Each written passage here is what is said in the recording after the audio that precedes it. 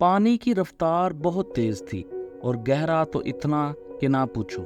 پہاڑوں کو چیرتا ہوا دریا نہ جانے کہاں سے آ رہا تھا اور اس نے کہاں جانا تھا۔ یہ بات 1581 کی ہے، جب اکبر بادشاہ جو کہ دلی سے چلا تھا اور اب رات ہونے پر تھک چکا تھا اور اسی دریا کے کنارے آرام کرنے لگا۔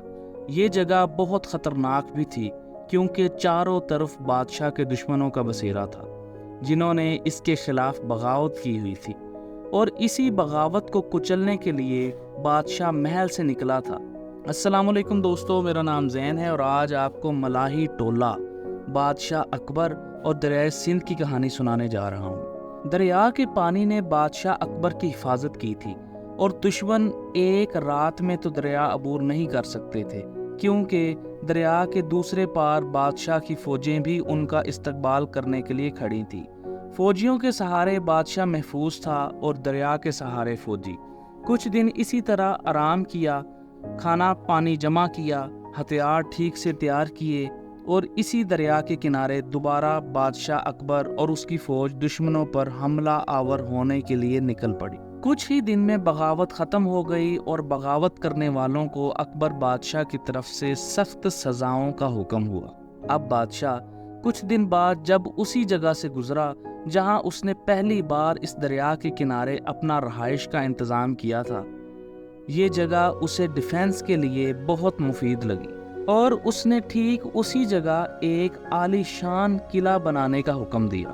بادشاہ کا ایک وفادار جس کا نام خواجہ شمس الدین خوافی تھا کی نگرانی میں یہ قلعہ کیمبل پور کی ایک وادی میں بننے لگا، جسے میں اور آپ آج اٹک فورٹ کے نام سے جانتے ہیں۔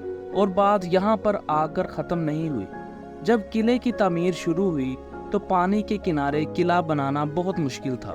پانی کا بہاؤ آتا اور جو دیوار بنائی ہوتی اس کو اپنے ساتھ لے جاتا، اور ایسا کئی دفعہ ہوا۔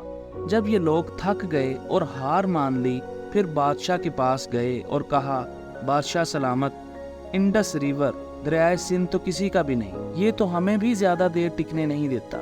ہم عمارت کا کام شروع کرتے ہیں اور راتوں رات پانی ایسی شرارت کرتا ہے کہ سب اپنے ساتھ لے جاتا ہے۔ بادشاہ اکبر نے حکم دیا، اے وزیر، وادی کیمبل پور میں کوئی نیک ولی ڈھونڈ کر لاؤ۔ اور پھر معلوم ہوا کہ وہاں 2 ولی رہتے ہیں۔ انہیں بادشاہ کے پاس جانے کی درخواست کی گئی۔ وہ نیک بزرگ بادشاہ کے پاس آئے اور بادشاہ نے سارا واقعہ بتایا۔ نیک بزرگ اور اللہ کے ولی نے جب ساری بات سنی تو دریا کے کنارے چلے گئے، ٹھیک اسی جگہ جہاں قلعہ تعمیر کرنا تھا، اور وہاں کھڑے ہو کر اللہ سے دعا کی، یا اللہ، مسلمانوں پر بہت ظلم ہوا اور یہ قلعہ مسلمانوں کی حفاظت کے لیے ہی بنانا ہے۔ اس قلعے سے یہاں کے لوگوں کو فائدہ ہوگا اور افغانی قبائل اور دوسرے دشمنوں سے حفاظت ہوگی۔ اللہ ہماری مدد فرما اور اس دریا کو حکم دے کہ شرارت چھوڑ دے۔ اور ایسا ہی ہوا۔ اللہ کے حکم سے دریا کا پانی سائیڈ سے ہو کر ایک نیا راستہ بنانے لگا اور اس جگہ سے کچھ دور ہو گیا جہاں قلعہ بنانا تھا، اور پانی کا بہاؤ دوسری طرف بڑھنے لگا، یہاں پر کم ہو گیا۔ اللہ کے اس نیک بندے نے وہیں کھڑے ہو کر روزانہ اللہ سے دعا کی، اور اسی طرح 2 سال اور 2 ماہ کی مدت میں نیک بزرگوں کی نگرانی میں یہ قلعہ بن گیا۔ دوستو، یہ قلعہ رہائشی قلعہ نہیں تھا، یہ قلعہ تحفظ اور ڈیفنس کے لیے بنایا گیا تھا، جس نے اپنے دور میں بہت سے دشمنوں کا سامنا کیا۔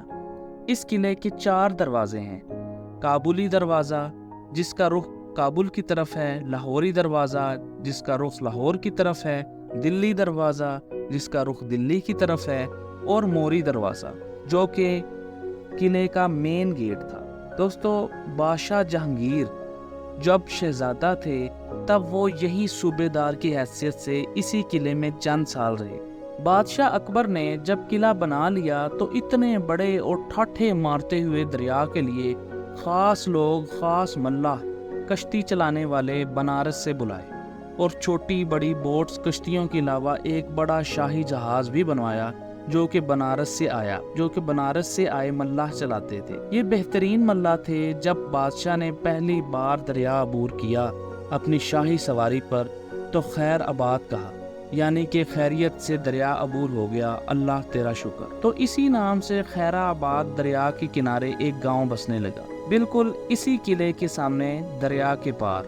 اور قلعے کے ساتھ جو آبادی بڑھنے لگی، یہ وہی کشتی بحری جہاز چلانے والے ملاح تھے، اور اس آبادی کا نام ملاحی ٹولہ آباد ہوا۔ دوستو، اگر آپ کو آج کی ویڈیو پسند آئی ہو تو لائک کریں، چینل کو سبسکرائب کریں اور بیل آئیکن ضرور دبائیں تاکہ ایسی ہی ویڈیوز آپ دیکھتے رہیں۔